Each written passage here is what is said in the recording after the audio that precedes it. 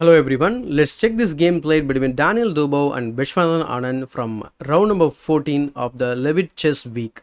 So this game was an interesting game. So with white pieces, Daniil Dubov starts the game with 1d4.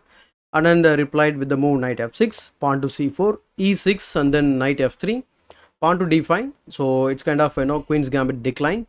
And usually white goes knight c3, and to avoid the Nimzo Indian stuff, so he plays knight f3. So it is called anti-Nimzo Indian now.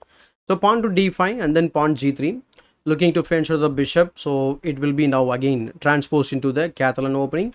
After d takes c4, now we are seeing the open Catalan. So bishop g2, and now in this position immediately Anand plays the move pawn c5, striking in the center or cushioning the center. So he completely ignores and plays the move castles. And here he simply develops knight to c6 and putting one more piece into the game, knight a3, trying to recover the pawn. But in this position Anand takes another pawn in the center. So now for the time being he is up 2 pawns. So now one pawn goes down, knight takes c4, bishop c5. So it is not an intention to save the pawn, but he just develops a piece, and he has got a very secure square for the bishop. So why not develop the bishop on c5? So here he wants to question that bishop. So he plays a3, and the follow-up is to play pawn to b4. So to avoid that, Anand plays the move pawn to a5. So here he plays b3, trying to fence it and wants to target this pawn so that he can recover his pawn. So he plays castles and then bishop b2, rook e8. So in some variations, black can play the move pawn to e5 to open up the bishop's diagonal. And watch out for this bishop, and this bishop is going to be the heroic bishop in this game. So rook c1, x-raying the bishop, so the bishop moves to a7, pawn to b4, and by giving up the flank pawn, he is going to take the center pawn. So that's what he is doing. Knight takes b4 and then knight takes d4. Now the pawn structure has been changed. Okay, instead of having the center pawn, he has got the weakness, or the the flank pawn in the b file. So now the plan is to target the weak pawn on the b file. Let's see how the game progress. So bishop takes d4 and then bishop takes d4 was played. So knight c6, threatening to capture the bishop. So bishop goes to c5, and in this position actually Daniil Dubov invites the queen trade, and here Anand traded the queens off the board. So rook f takes d1, and then he plays e5, trying to get the bishop into the game. And in this position Dubov says he plays knight to d6. So not so quickly, you cannot develop the bishop. That's how he plays this knight to d6, rook to d8, and then in this position he plays bishop b6, threatening the rook, and the rook goes to f8. And after this Dubov tries to double his rooks on the d file. So rook to d2, or he can put the rook on b2 as well as c2 maybe. So rook a4 was played, and in this position actually as I said, the bishop cannot develop because of b7 is hanging. So once this pawn falls, the c6 also, or c6 also hanging. So that's why he wants to get out of this danger by playing rook to a4. And one more thing is that the rook cannot be connected very quickly. So that's why he develops the rook along the a file, so that it can be involved in the game very quickly. So bishop c5 was played, and then e4. So in this position he plays rook to b2, so trying to target the b7 pawn. And in this position actually Anand played one interesting move, or a tempting move. He plays rook to d8. So actually he invites the knight to take on b7. Actually that is going to be a blunder. Okay, actually that's what happened actually. So rook to d8, and he played knight takes b7. So it is the time for us to pause the video. In case if you want, you can pause the video and try to find Anand's brilliant move in this position to finish the game, or to have the winning advantage out of the variation. So in this position the Anand's knight is already, the rook is already hanging, but he says I can give one more rook, but you cannot touch one of them. So you cannot actually capture one of the rooks actually, because of the back rank issue going on. So I hope you found this move. And knowing this move is not going to help us, because you have to know the follow-ups. That is like another 3-4 moves. You have to know all the sequence. So let's see. In case if you are wondering, so if you take with the knight, we are going to give this check, and then the heroic bishop comes into the game, and the game finishes very quickly like this. And going back in this position, if you take the other way, if you take this rook, the rook can come and give the back rank mate. So bishop f1, bishop s3. So you have to give up all the pieces and then again mate. So considering this, now the piece is lost actually for Dubov. So he tries to counter this idea with another tactical motive. That's what I said. You have to know another 3 or 4 moves, otherwise we are going to lose a piece.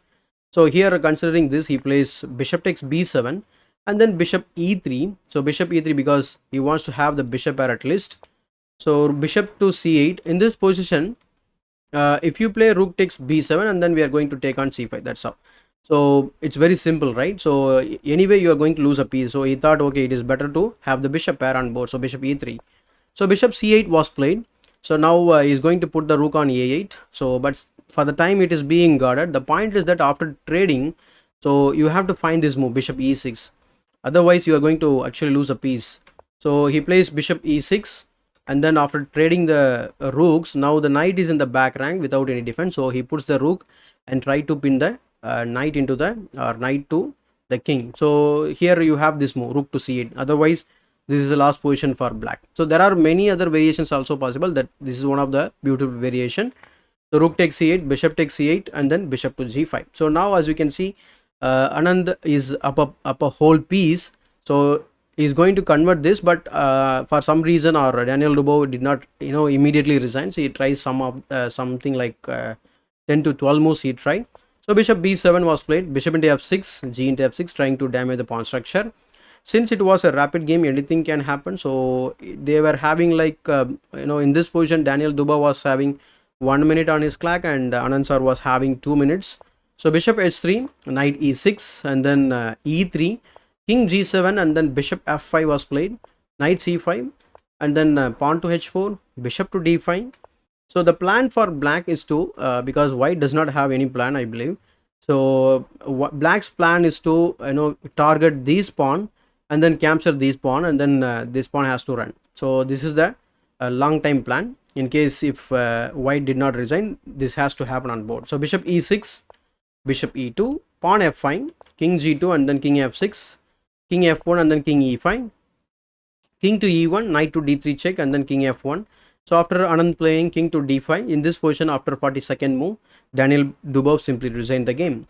So why he has to resign? Let's check why. So I will consider one quick variation, that is bishop h5 or bishop d1. So the bishop has to go along these two diagonals. So I'm choosing this way because it is easier to explain. So bishop h5, king c4, bishop d1, king c3, bishop h5, king d2. Now the bishop does not have any escape square, so he cannot come to d1 anymore. So king to g2. See, if you put the bishop on this diagonal also, the same thing can happen. Okay, and even if you remove the bishop from a4 to and then e8 diagonal, still the story is going to remain same. It's because the king is going to come to d2 anyway, and then king to e1, and then take the f pawn. If you think the king can defend on sitting on f1 by playing king f1, but then we have this discovery thing going on. So that's why. So this is literally forced. So king e1, king g1, knight takes f2, king to g2, knight to g4, and then bishop takes g4, f takes g4. Now the plan is very simple again. You want to take the e pawn, and then your e pawn is going to become queen. So king has to shuffle, king g2, king takes e3, king f1, bishop c4 check, king e1, king f3, king to d2, e3 check, and then king c3. In case if you are if you are adamant, if you want to play this move, you can consider this move also. But then we have this cool finish by the bishop. So bishop e2. Don't think we are going to give the stalemate for to the white. It's because it looks like we are giving up the whole game now. It is not like it is not like that, because we can easily finish the game. That's why I said it's a cool variation to see. h5, f5, h6. There is no pawn move, right? So let us give up the pawn move for white. So f4, gf4, g3, pawn f5, and then g2, f6, and then you get the queen and checkmate.